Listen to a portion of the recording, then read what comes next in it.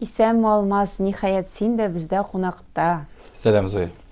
Сер булып калсын тапшыруың моныңча караган булсаң беләсеңдер. Карадым әйе. Интервью форматында барачак. Мин сиңа сорау бирәм, син инде бернинди серсез миңа җавап кайтарырга тиешсең. Ярый, бик зур рәхмәт чакыруыгыз өчен һәм әлбәттә бу әңгәмәне мин көтеп алдым, килдем, калганнарын да карадым, ничегрәк сөйләшкәннәрен, аралашканнарын һәм дөрестән дә мин алай серләр сакларга бик яратмыйм. Концертларымда да ачылып китеп тамашачылар белән сөйләшәм һәм бүген дә безнең әңгәмәбез онытылмаслык булыр, матур булыр дигән өметтә калам. Һәм беренче сорауым Алмаз, син Татар эстрадасында яңа кеше, яңа шәхес.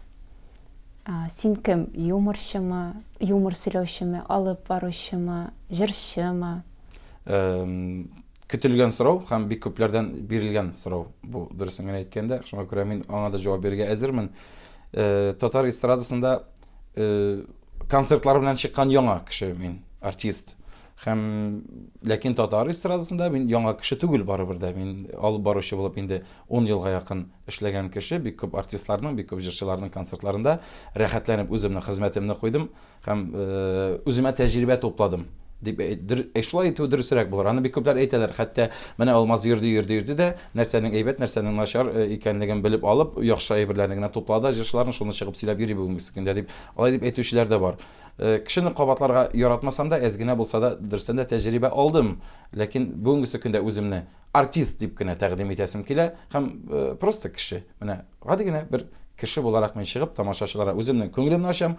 Аларның күптән онытылган менә җитәкләп экскурсовод шикелле күптән онытылган сукмаклар буйлап йөрткән шикелле хис итәм мин үземне. Тик алдан фонарик белән яктыртып, анда әллә кайчан онытылган 7 кат җир астында күмеп куелган сандыкларны да сүрәп чыгарабыз без алар белән бергә, күгәреп беткән йозакларын бәреп ватып, андагы истәлекләрен дә ачып карап, кире ябып куеп тыгып куябыз, күңелләрне тынычландырып, алга таба атлыйбыз да бер ниндидер бер матур рух белән мин кайтып китүләрен телим һәм ничектер берникадәр дәрәҗәдә психологик концерт дип әйтсәк тә дөрес буладыр моны.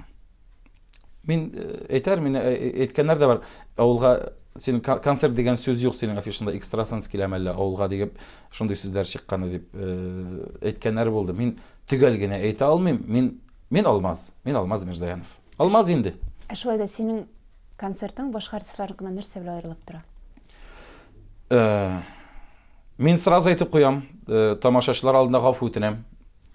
Концертны башлау белән гафу итегез, мин куллар дип тә кычкырмам, ишетмим дип тә, сез кая дип тә әйтмәм. Бу анда Казан дип тә атлаган саен кычкырмам, ачуланмагыз мәйтәм соңгы арада. Концертлар шундый ләкин мин алай итеп кычкырмам да, мин кая икәнемне беләм, күрәм, ишетәм, ничектерисез рәхәтләнеп шулай карагыз зинһар өчен концертны дим. Һәм дөрестән дә менә шушы сүзләрне генә әйтмәсәң дә, инде синең концертың калганнарныкынан аерылып тора дигән сүз дип уйлыйм беренчедән. Һәм икенчедән миндә шигырьләр. Миңа киләләр шигырь тыңларга. Мин шуның белән бик шатмын һәм мин шатмын нәкъ менә халыкның, тамашачыларның шушы матурлыкны тоя белеп, шуларны тыңларга килүләрне, аларның күзләрен күрәм дә, менә ничектер башка атмосфера, башка мөхит. Менә үзең башка чыгып, үзең концертлар куя башлагач, ул авырга туры килмәдеме соң? Ул җиңел әйбер түгел инде, ул беренчедән төркем җыярга кирәк, икенчедән аңларга кирәк. Үзең аңламаган әйберне тамашачыга аңлатып булмый бит. Үзең кичергән әйберне генә сөйләп тә, аңлатып та була. Шуны гына аңлый һәм аларның берсе дә җүләр түгел дип әйтү түгел, ничек дип әйтергә. Тамашачылар шул хәтлек акыллылар, шул хәтлек тәрбияле һәм дә укымышлы, төрлесе бар бит. Һәм алар аны аңлый. Син ялганыңны сразу аңлап алалар, алар кабул итмиләр. Ә менә бу чын күңелдән булган әйберне, хис кичерешләрне алар кабул итәләр. Беренче концертлар вакытында дусларымның, якын иҗатташ дусларымның ярдәмнәре бик күп. Мин аны концертымда да сөйлим, Илсия Бәдретдинова киңәшләре. Шулай булсын, булай булсын, менә булай. Син давай алга атла, син молодец. Кемгә әле, менә син бит молодец, сине булдырасың дип коллегасына әйтми бүгенге көндә. Әнә алар минем янәшәмдә бар. Рифат Зарипов. Ул миннән концертта сөйлим шулай автобуслары белән, белән, утлар белән, барысы белән ярдәм итәр. Алсу Азат Фазлыевлар, Айдар Абый Тимербаев, җырлар белән тәэмин итеп. Аларның барысын да сөйләп тә, аңлатып та бетерә торган түгел. Менә үз вакыты килеп җиткән икән, синең янәшәңдә дә шуңа ярдәм итәрдәй кешеләр тупланачаклар икән. Мин шуңа инандым һәм шуңа бик шатмын. Һәм бик рәхмәтлемен аларга. Менә концертта хис кичерешләремне сөйлим дисең. Ялгышмасам, син мәхәббәт тарихында сөйлисең. Үз тормышында булган, чын булган. Мин аны сөйләргә кичкенә дә уйламаган идем. Ялгыз кала күрмәгез дигән җырны программага кертәсем килде. Флора Шарипова иҗат иткән җыр. Күңелемә керде бу җыр һәм беренче концертымның башланырга 2 сәгать алдан гына аранжировкасын ясап җибәрделәр. Концерт алдыннан мин 2 көн ял калдырган идем, ләкин ял итәргә мөмкинлек булмады. Чөнки мине срочно концертларга дип чакырып алдылар да, Алсазат Вазыйфар алып баручы кирәк безгә дип. Мин чыгып киттем, Башкортстанга чыгып киттем. Минем беренче концертым буласы көнне мин әле иртән сәгать 11-дә Башкортстанда концерт куя идем. Шуннан соң кайтып киттек тизнән Мамадыш районы Түбән Яка авылына. Шулай юлда гына мин тыңлап карадым аранжировканы, җырлап карадым һәм нәрсә сөйләргә белмим бит. Ярый беренче концертыма 160 кеше килеп утырганнар. Иң беренче бу минем өчен бик зур старт булды. Һәм мин аларга бик рәхмәтле. Нәрсә сөйләргә белмәгәч, ялгыз кала күрмәгез. Мин нәкъ менә шушы историяны, шушы тарихны, үземнең студент вакыттагы булган тарихымны һәм бүгенге көнгә хәтле күңелдә йөрткән шушы тарихны сөйләргә булдым. Сөйләдем. Һәм минем шул хәтлек ачынып сөйләгән әйберне мин бит инде күбрәк юморист буларак аларга тамашачыларга. Алар минем һәрбер җөмләмнән диярлек көлделәр. Минем йөзем шундыйдырмы инде? Сөйләвем подача шундыйрак булды микән? Алар көлеп кабул иткәчтен икенче көнне дә көлделәр. Анысы мин дөрестән дә уйлый башладым. Бәлкем бу ситуациягә көлебрәк карарга кирәктер дип. Мин бу турыда интервьюда да язган идем, ялгышмасам Сәхнә журналында. Кабатлау булса булсын, шулай да менә бик күп бит без планетада бит. Һәм һәрберебезнең шундый проблемалары. Һәм шушыңа өстен карасаң, гомуми иттереп кенә караган очракта, һәрбер шушы кичкенә булган проблемалар, үзең өчен зур булып тоелган проблемалар, алар шундый вак кына булып калалар икән дә, аларга шундый итеп караган чакта алар бетә икән. Мин шуңа инандым. Ләкин бит моңа хәтлек шушы көнгә хәтлек җиткән 10 ел бар. Шушы мәхәббәт тарихыннан соң булган 10 ел. Шуның белән янган мин, шуның белән көйгән мин. Рифат Зариповның җырында бар бит сүзләр: саташтырма мине, адаштырма мине. Булай да бит әрни бу күңел. Сыннарында синең аның рәвешләре, тик ул түгел, ул түгел дигән. Бар бит дөрестән дә мин һәрбер кызда аның рәвешен күрә идем. Аның күз төсе булырга мөмкин. Менә шуның өчен генә мин икенче кыз белән йөргән булырга, чәч төсе булырга мөмкин, фигурасы шундый булырга мөмкин. Ләкин алар артыннан йөреп, аны алыштыру теләгем булса да, ул аны беркем дә аны алыштыра алмады. Һәм ләкин тормыш сукмага кире килеп кушылган очракта да без бары бергә була алмас идек. Шулай да, моның сәбәбе. Сәбәбе беренче кыен булмаса бу тарихны бәлки безгә дә сөйләрсең. Иң башта әйтеп куям, бер киселгән икмәк кире ябышын дип әйтәләр бит безнең халыкта.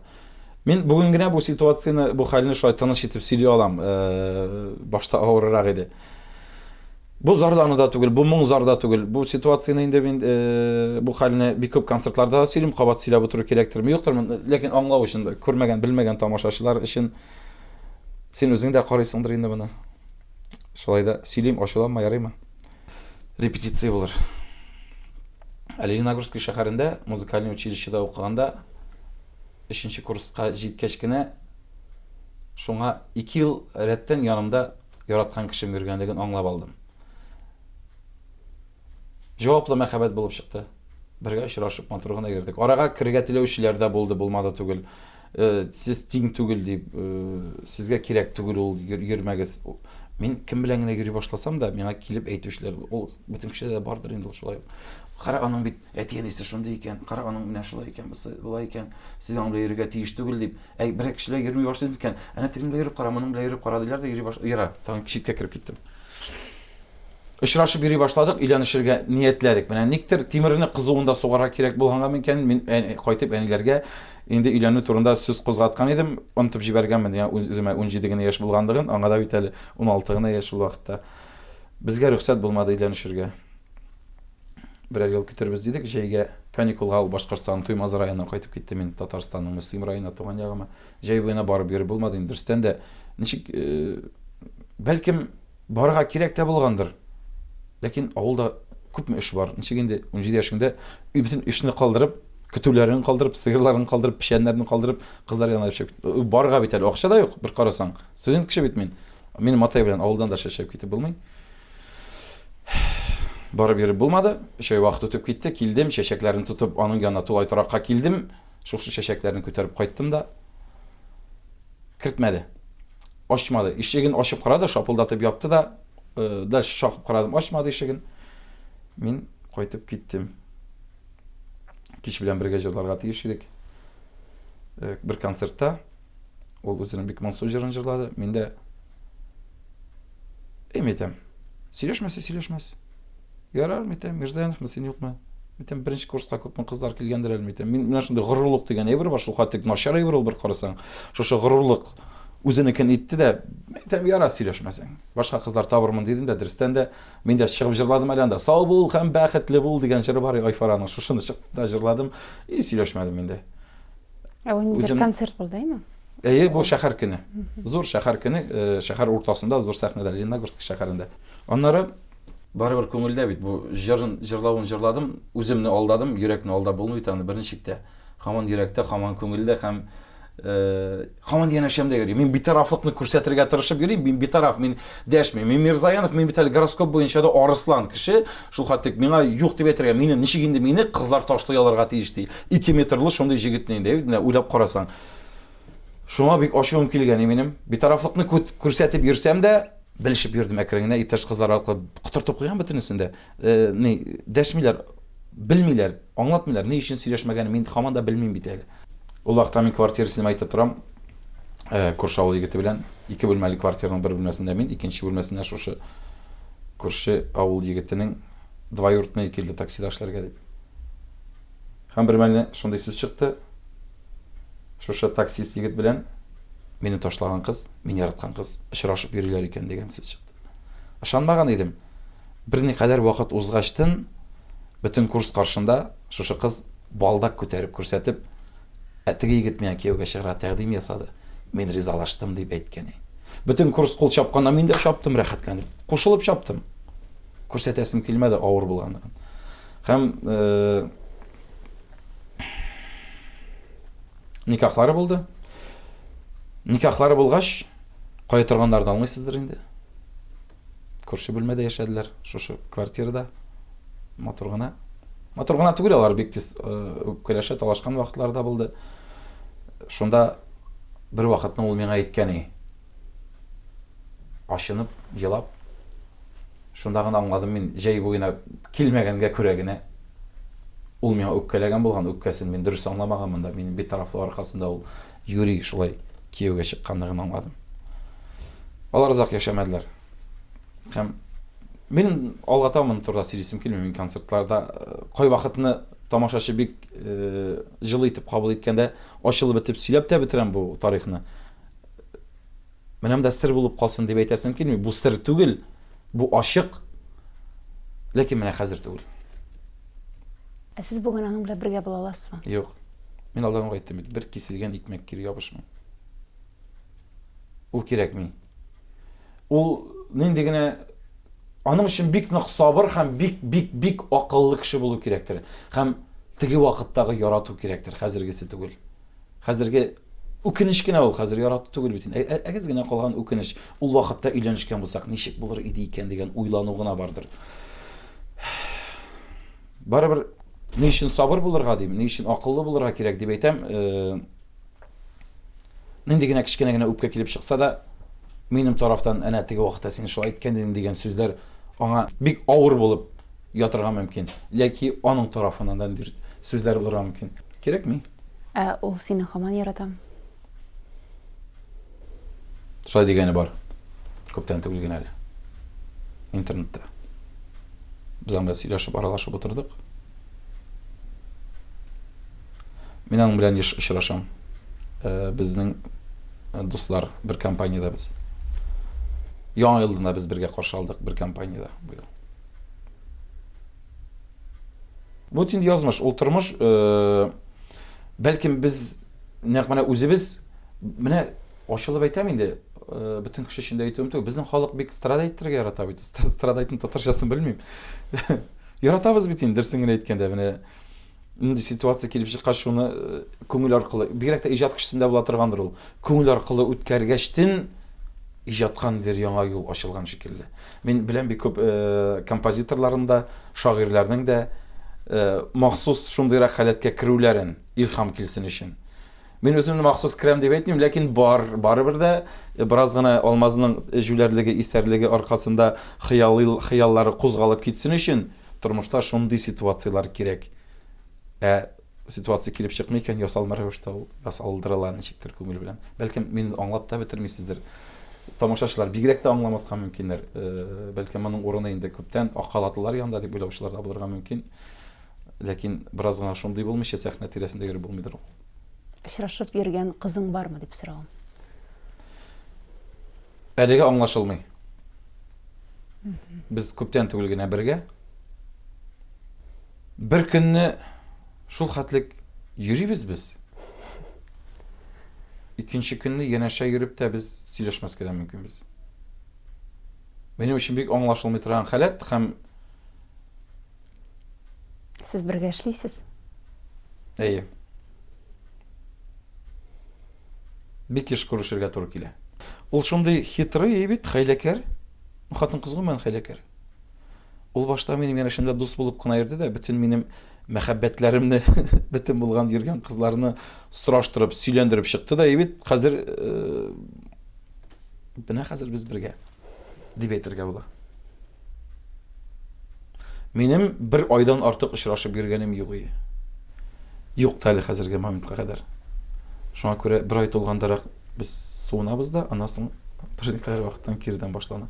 Без ул кыз белән инде берникадәр мөнәсәбәтләребез булганы бар иде, 1-2 ел элек, 3 ел элек анасын ничектер аерылып китеп, юл сокмаклар аерылган, кирдән килеп туташып монташа менә. Факат минем өчен бик кызыклы һәм аңлашылмый торган хәләт күңелдә. Өйләнергә планнарың бар инде. Бар. Ел сайын бар ул минем. Ел сайын минем планнарга кермәгән очракта да минем якын тирәдәгеләр бик яхшылар, акыллылар, бөтенсе беләр бит инде вакыт диләр. Үзләренең вакытлары җитеп өйләнешкәнгә күрә генә әйтәләр микән? Минем әйткәнем бар, әйтәм, кайчан берәр вакыт дусларым, брат, өйләндем, шундый рәхәт, давай син дә өйлән әле, сиңа да шундый укны телим дигән кешеләр булсам, әйтәм, өйләнермен дигән идем. Шулай дип әйткәчтен генә әйтүчләр бар, беләм бит ничек яшәгәннәрен күрәм. Беләм.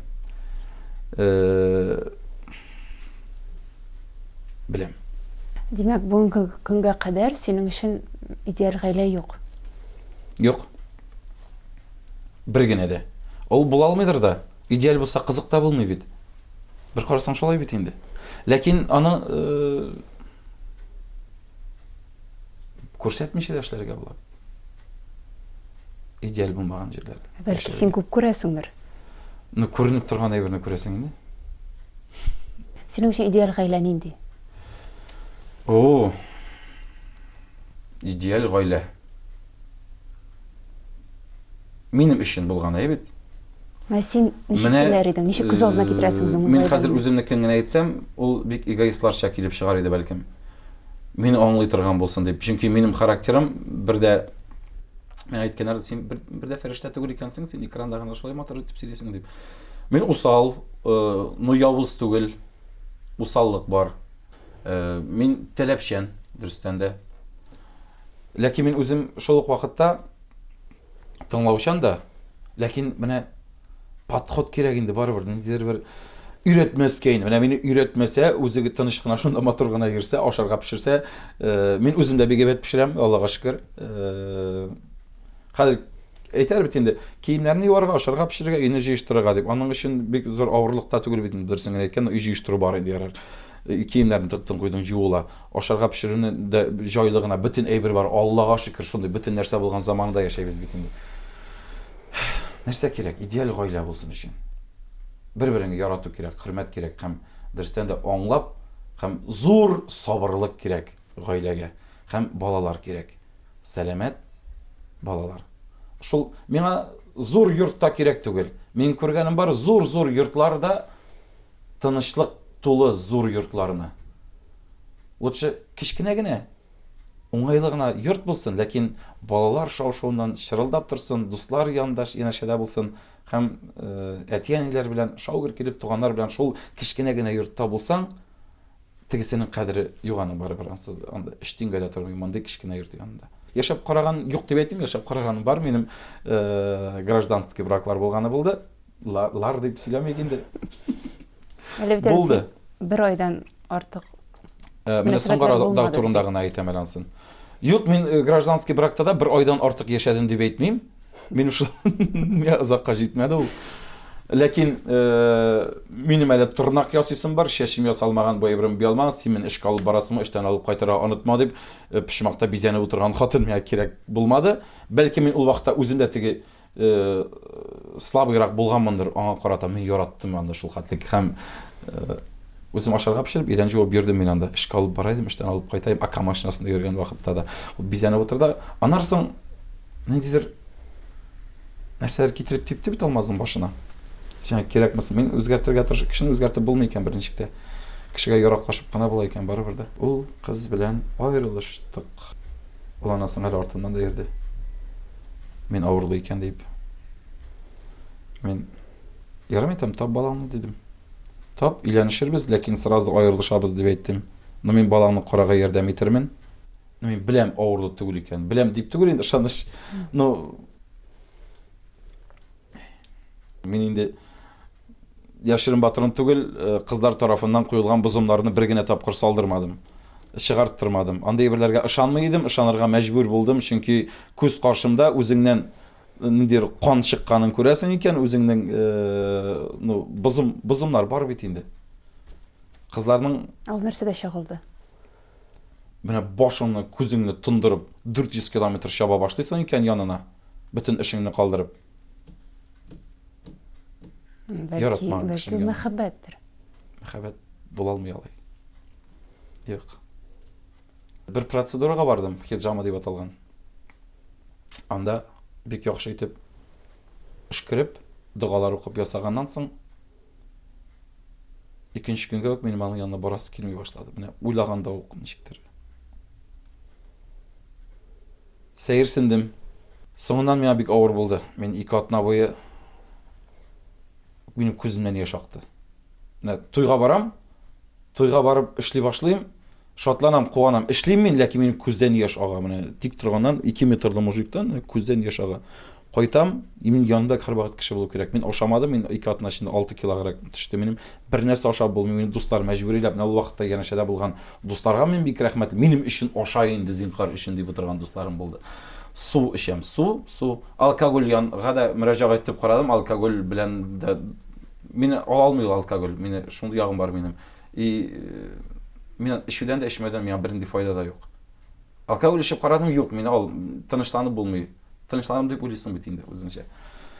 Һәм күңел тынычсызлык, үземне кая куярга бәрегә белмичә интегеп йөрдем дә. Бәлки мин саташа башладым. Аны юксыну булгандыр. Ул юксыну була алмый бит инде. Юксыну мин бит аны сагынмадым, аны турында уйламадым да ул вакытта. Мин просто бәргәләнәм. Кайда барып бәрелергә белмичә йөрдем. Әни сиздең беренче булып, балам, нәрсә булды синең белән? Мин табигатьтә бит инде, күңелем ни булган чакта. Мин бик көчле шулай эшкәрә торган дугалар белән дәвалый торган апага мөрәҗәгать иттем. Ул миңа сөйләп биреп, мин дәвалады. Аның белән бер сеанстан соң ук миңа рәхәт булды. 3 көннән матур ясың алмаз диде. Мин әйттеләр якыннарым, белгән кешеләр инде әйләнеп кайтсын үзенә дип кайтмасын әйтәм. Мин бер кемгә дә менә бу авырлыкны, шушы кичергән эмоциональ һәм психологик кичерешләрне бер кемгә дә теләмим, хәтта дошманыма да. Ул шул хәтлек ниндидер син үлгән шикелле итеп хис итәсең үзеңне. Чөнки төннәре миңа киләләр. Менә бу алкогольнан соң киләләр дип уйлаучылар булачаклар, ләкин ул вакытта мин эчмидем инде. Эчмидем дип бер кичеп карадым иде. Файда юк бит. Төнне яныма килеп басып торучылар бар иде. Я булмаса мин уянып китәм, иске үзебезнең кичкенә вакыттагы йоклаган караватта уянып китәм. Буйлап кешеләр шавышып йөриләр. Менә шундый хәлләтләр, шундый хәлләр булды минем белән узган ел. Һәм бу инде төшенкелеккә бирелү булды инде. Депрессия. Депрессия дип атала безнең научный телдә, ләкин моның бөтенләй Әни өчен шул процедурадан соң ул бетте. Шунысы бар бит. Шәхси тормыштан кабат иҗатка әйләнеп кайтыйк. Каян көч алдың, ничек батырчылык иттең үзеңнең концертларың белән чыгып китәргә? Инде күпләр анда ялгышмасам сүздәрдә, Фазлыевлар белән сүзгә килгән икән, шуңа чыгып киткән ул үзе генә. Юк, һеч кенә дә булырга мөмкин түгел. Мин Фазлыевларның концертларына сыймый гына башладым, шул гына. Минем сөйләш сүзем шул хәтле күбәйде һәм мин курыктым аларның концерты минем концертка әйләнеп куюдан. Чөнки мин күп итеп сөйли башлаган идем. Мин шул хәтле җиткерәсем килде тамашачыларга үзем булган фикерләремне, шигырьләремне, җырларны да бер казанга 2 тәкә башы сыймый. Фазлыевлар чирагында 3 тәкә башы була бит инде алар. Булай да 2. Аларга булай да авыр вакытлары бар, ләкин алар ныклы, алар бер-берсен хәтле яратулары аркасында һаман да алга баралар. Мен дә килеп кысылгач, мин яшерен батырым түгел, мин анда утлар белән утыра дим сәхнә артында, бүтән пультларын ниләре белән үземә кызык бит инде минем чыгам сөйлем шигырьләрне, аларның режиссер моментларын эшлидерим, кайбер менә монда булай тигез, монда булай тигез, әле быелгы концерт программаларында да үземнең өлешемне керттем барыбер да. Үземне күз аллау буенча. Һәм мин ел сайын күчереп йөри идем. Мин 5 ел элек афишаларым белән билетларым минем ясалып куелган иде. Ул вакытта минем хыялым бар иде. Ялгышмасам, Данирларның, Сабировларның 7нче сезоннары бара бит инде хәзер. Рифатның 6нчы айы. Данир 1нчесен эшләү белән бик аралаша идек без аның белән ул вакытта. Күбрәк аралаша идек. Сиңа да кирәк, брат, давай, иде, синдә бит ни бар, шундый нәрсәдер бар, иде, сиңа да кирәк бит, чыга лесендә митәм. Юк, митәм. Кирәкми митәм, тем более, шу бер юмор өлкәсе бит инде ул. Юмор өлкәсендә эшләгән берничә кеше, тем более алар миннән күпкә талантлы икәнен ул вакытта аңлыйдым, алар пародиялар белән. Ә мин үземне табып бетермәгәнем, мин ничек булып чыгарга тиеш икәнлеген кеше кабатлыйсым килмәде. Бәлки игътибар иткәнсездер, минем муенда монда шрам бар. Бу шрам юктан гына түгел, миңа бер шишка чыкты муенга. Безнең халык шундый бит инде, башта көтә, бөтенләй обострение булганын, үзенең бер шире килеп чыкса. Аннан соң интернеттан кирип үзенә диагноз куя да бит инде ул, 30 үткән кеше бигрәк тә инде үзен бөтенләй кабергә илтеп торганга да мөмкин түгел, диагноз буенча инде.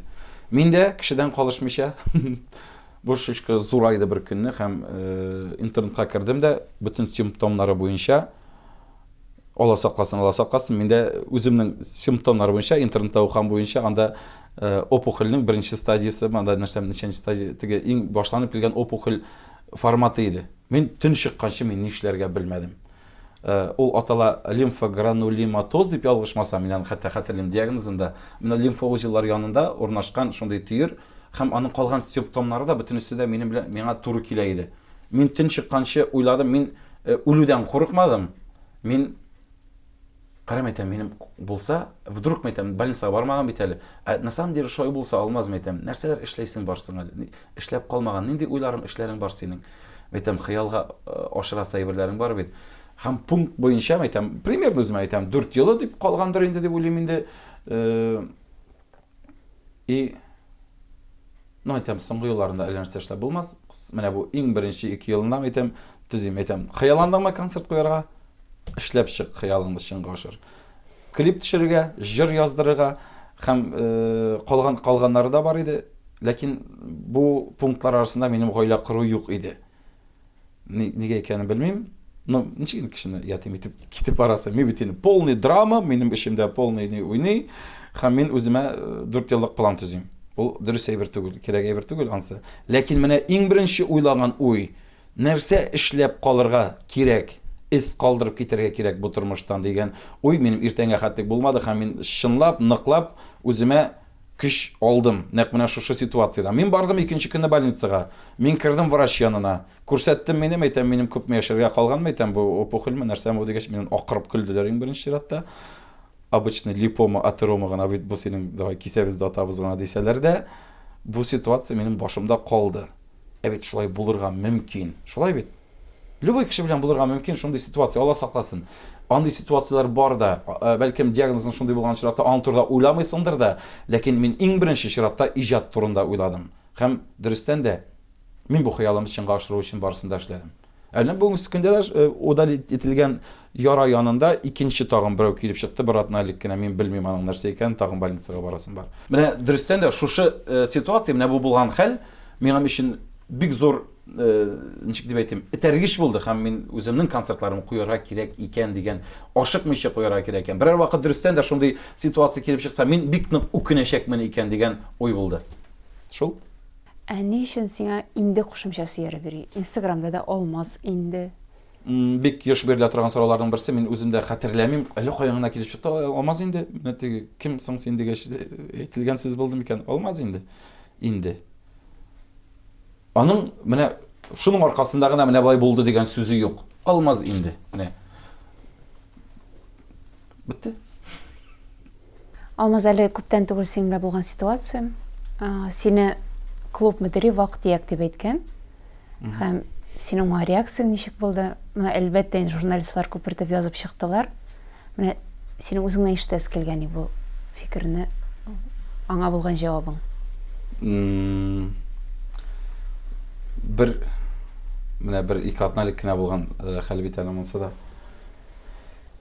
Бәлки мин аны язып чыгып дөрестә эшләмәгәнмендер, ләкин әлегә сөйлим. Яра яздым инде, сөйләвендә сөйләрмен инде. Баулар районына шалтыраттым. Көн алу буенча сөйләштек. Көнне бирделәр. Пардонсызрак сөйләшү булган инде бераз гына. Беспардонныйрак инде. Мин кабул иттем ди, арамый там шундыйрак кешеләр инде шулай сөйләшергә дип. Чөнки барыбер да бик күп клуб директорлары белән, кассирлар белән уртак тел табырга кирәк. Алар булмаса, алар белән яхшы сөйләшмәсәң, концертларында җүне булмаска мөмкин. Бер уйласаң шулай бит инде.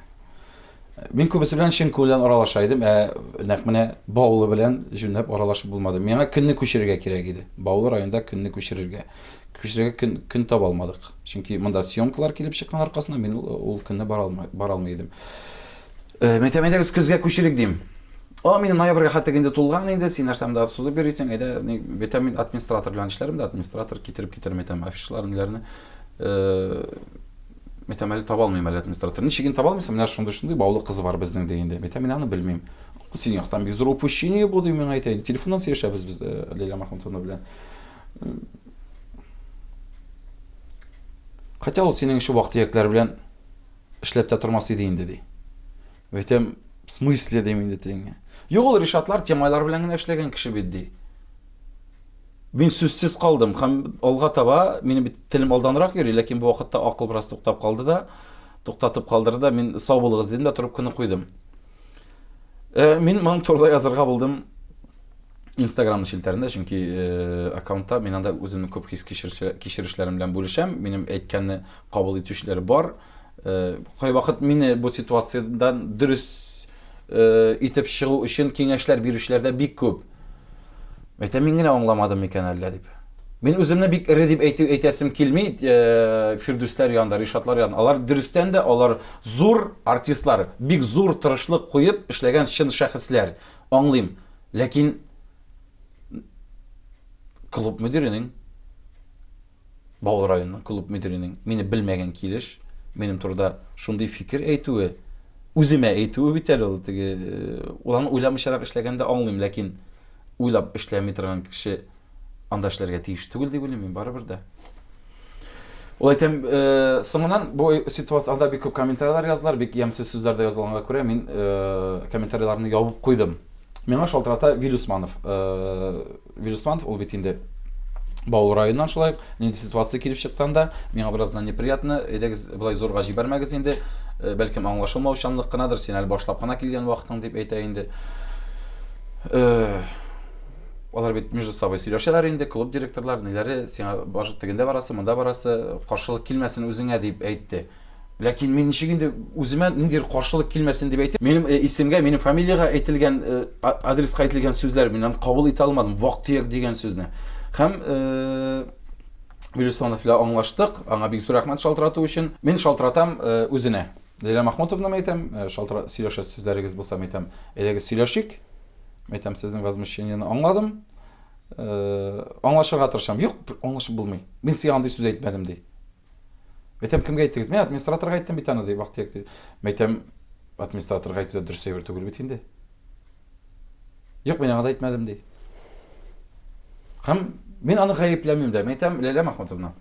Мәйтәм, мин ират буларак сез хатын кыз алдында булай итеп йөрү, мәйтәм, бу гомумән дөрес түгел әйбер икәнен аңлыйм, мәйтәм. Шулай да безнең хәзерге вакытта сөйләшү, аралашу, мин сезгә мөрәҗәгать итүем, ират хатын кызга мөрәҗәгать иткән шикелле түгел, мәйтәм, заказчик шикелле, хезмәттәшлек буенча булган әйбер. Шуңа күрә мәйтәм, мин бу әйберне болай гына калдыра алмыйм, мәйтәм, сез үзегезнең сүзләрегезне җавап бирегез, мәйтәм, зинһар өчен дидем. Юк, мин алай дип әйтмәдем, шулай фәлән төгән генә диде дә, һаман беразны Узурга киткәнче мин сүндереп куйдым. Шул гына. Мәйтәм, мин ниндидер районның ниндидер ДК директоры тарафынан, миңа ни өчен әйтте мин аны? Үзегезнең хезмәт юлыгыздан пычраклык белән башлыйсыз бит сез ди, миңа әйтә. Ни өчен интернетта куйдыгыз аны ди. Мәйтәм, мин дөреслекне язып чыгу ул пычраклык түгел. Ниндидер районның ДК директоры минем тарафка шундый сүзләр әйтүне мәйтәм, мин не позволю. Шул гына дидем. Алмаз, без синең сәнгатьле, матур итеп шигырь сөйләгәнеңне беләбез. Безнең тапшыруга да күчтәнәчеңне алып килгәнсеңдер. Дөресен әйткәндә, серләр турында әле күңелдә булган шигырь юк иде, ләкин монда килгәндә әлбәттә уйландым һәм Фәнис Сабый Яруллинның шундый матур ике генә куплетлы шигырь юллары бар, карап сөйләсәм ярыймы? Мөмкинме? Йөрәк кенә дип атала. Яш кыймыйча, тавыш чыгармыйча, елый белә бары йөрәк кенә. Йөрәкләрнең нинди чагы булмас, кагылгыз бер ипләп кенә. Бушанасы килгән чаклар да бар. Юк, бушаны булмый сөйләп кенә.